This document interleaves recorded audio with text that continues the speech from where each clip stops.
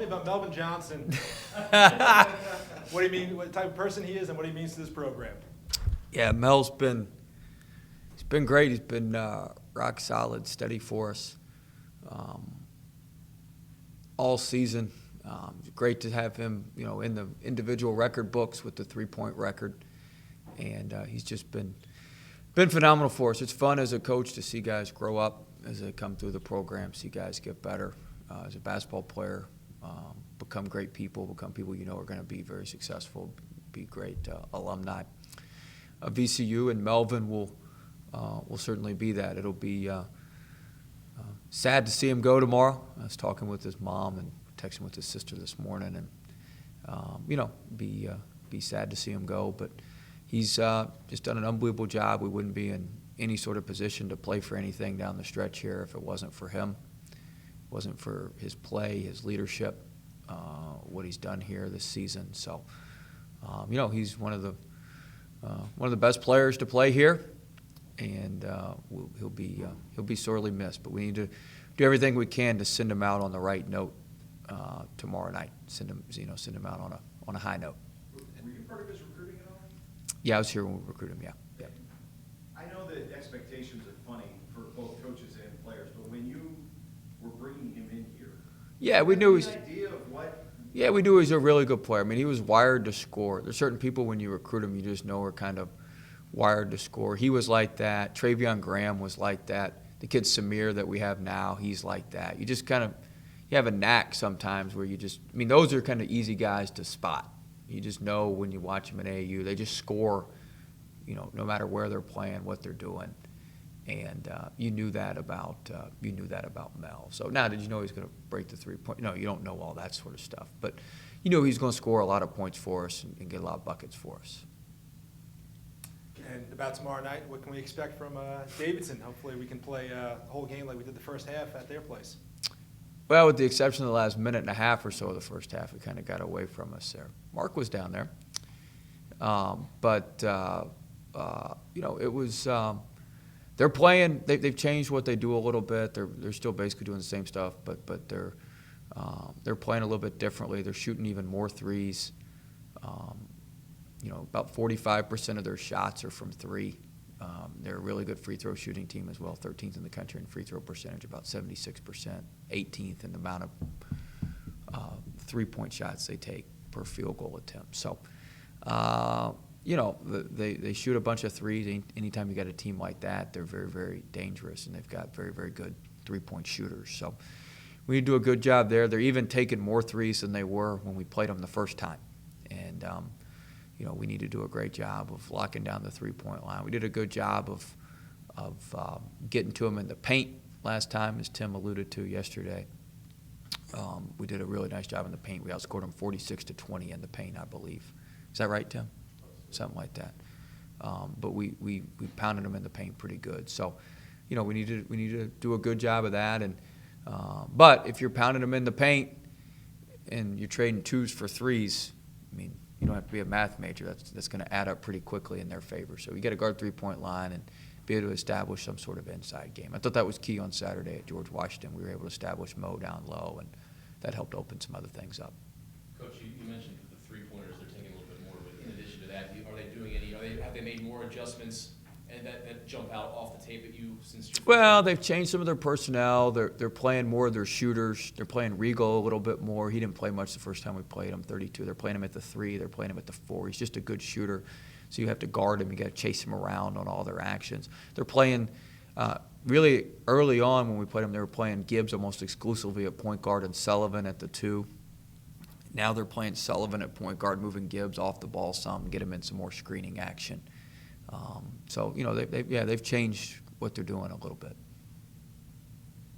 Are you in favor of a backloaded schedule? I know you can't do anything about it right now, but would you, as a coach, do you enjoy playing a little bit tougher teams towards the end of the season, which might get you ready for the tournament?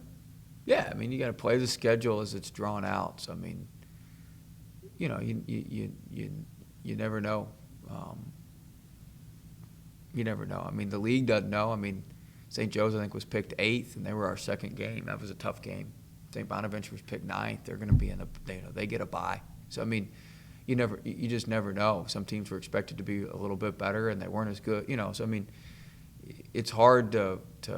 Seems like every year in this league, somebody, Davidson was picked last year and won the league. So everybody, there's a lot of fluidity with the transfer. People just don't know necessarily everything everybody's got. So, you never know when the schedule comes out how it's gonna fall. But obviously, you play them as they're scheduled, and we've got a great opportunity this week with Davidson at home, and we need to take advantage of that.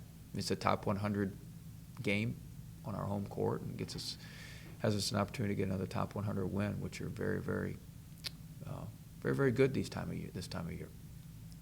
A guy like Gibbs, he's an acclaimed scorer. Our guys kind of see some of the notoriety he's been getting. They take that as a challenge. Well, he's more than a scorer. I mean, he's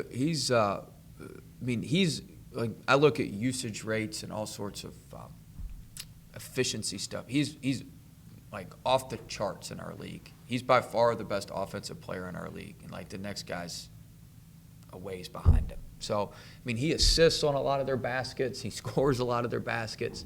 I mean, he can do it all. He draws. His foul rate's very good. He's averaging almost 6.5 free throws a game, which is tremendous. Foul rates. I mean, he's not just he's a complete player. He's a very, very good player. He's a complete player, and it's not just as simple as stopping this or stopping that. But yeah, certainly our guys are aware. He's averaging 25 a game, I think, in the league, 24.5 a game. So I mean, yeah, they're aware that he's a very good player, and we're going to need to play well and have a team effort to stop him. He's good. He almost had 40 on us the first time. I mean, going back to Mel, Mo said after the game on Saturday that it's been kind of a rallying cry. Mel's been to the tournament all 3 years. They want to make sure that they get him there again. Is that kind of contagious around the team to kind of get him back and kind of using that as motivation game to game? Yeah, I mean, everybody wants to get him back. They don't want to be the team that breaks the streak. We got the streak going. Our guys take pride in what we do here. People doubted our team. People, can this guy coach? Can this guy play? Can this guy do this? Everybody thought the world was falling apart. And our guys took that to heart. Like, they would like to, let's call it what it is. It'd be a heck of a thing if we could keep that thing going this year. I mean, it'd be, I'm going to use the word miracle, but it would be a very, very good accomplishment. I mean, it would be a very, very good accomplishment for what we've been through and everything that's happened. And so our guys are certainly keenly aware of that. And we've had good players, and they want to get to the tournament. For Mel, for KB, who came here for the opportunity to get to a tournament. I texted KB the other day. He was upset he didn't play real well at Georgia. I said, have some perspective, buddy. You could be the 7th seed in the Summit League tournament starting this week, which is what Oral Roberts is. I mean, you could be in the Dakotas somewhere playing as a 7th seed. I mean, have some perspective on what's going on here now. They were aware of what's going on, what the tenor of things are. And, it'd mean the world to them. It'd mean a lot to all of us to keep this thing going and to get to the tournament and quite frankly to win the regular season. I mean, that's something that's on the table for us, and we haven't done that since we've been in the A-10. We haven't done it since 2009, period, even in the CAA. And so that's something that hasn't been done in a long time here, and that would kind of give our guys something to hang their hats on. And so all that stuff's on the table for us. Our guys are very aware of all that, and our guys have responded well to that all season. And, you got to earn it. We got to earn it every day. We got to get better every day, continue to get better. We got to earn it every day. It's not going to be given to us. It's not like they just give out bids or give out championships or whatever. You got to earn it. But our guys are working hard at that, and a sense that we're getting better here down the stretch. Saturday was a big step. Takes toughness to win. That's what I've been preaching from day one. Like, we're not going to be the prettiest group. We're not going to have all that, but you got to have some tough, some grit, some things like we need a little good fortune. We messed up a switch there, and Garino got that 3 off. He missed it. Good 3-point shooter, but we had some toughness to and some mettle to us that we haven't maybe had in the last couple of weeks, especially down the stretch in what I call 6-minute games, and that was big for us on Saturday. It seems like as Johnny Williams' role has increased, maybe Doug's has decreased. And I want to know if you look at them, like. No, they're different. Doug's stuff's more with Burgess. Doug's role will increase when his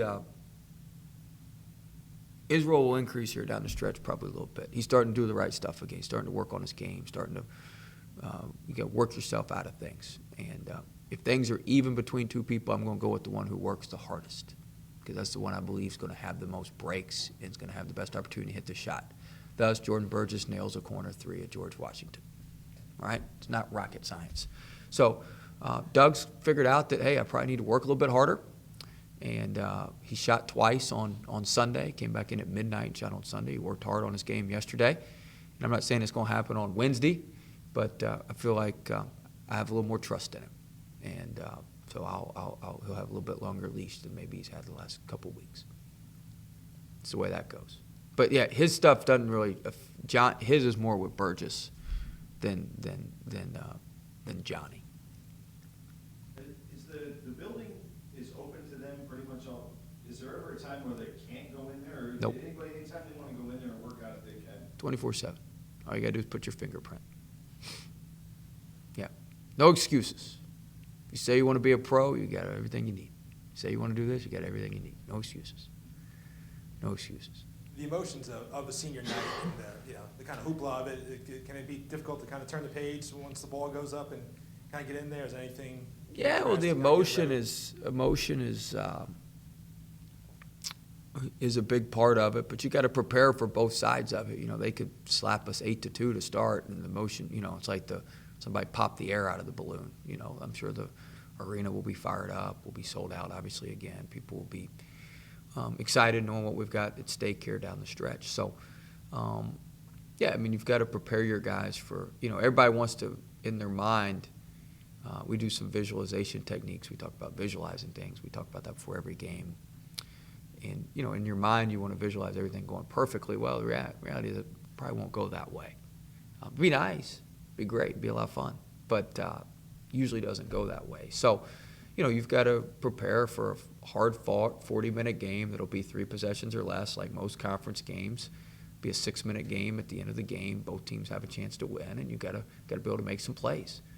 And hopefully guys will play extremely hard to honor the seniors and leave it on the line for them and make sure that, everybody has a memory. All you guys played sports. You've got a memory of a senior night you had in high school somewhere. And, you remember that. And so you want to make sure that your guys help Melvin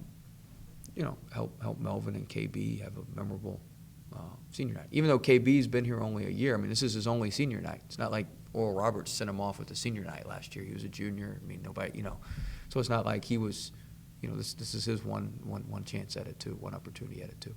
I mean, what's the alternative? Be at the bottom of the league and nobody cares? You know what I'm saying? I mean, the pressure is a privilege. It's a good thing. It's a good thing that you're playing for something at this point in time. You don't want to, the alternative is playing for nothing and being at the bottom of the barrel. There's no pressure if you're playing, if you're just playing the season out right now, which is what makes some teams dangerous at this time. But yeah, it's exciting as a competitor. You've got great opportunities ahead of you. You got a great opportunity ahead of you on Wednesday, and you got to seize them. You got to take advantage of them. You got to earn it. You got to seize it. You got to get it done. Got to get it done. No excuses. Got to find a way, and you got to make it happen because nobody's going to make it happen for you. You got to make it happen.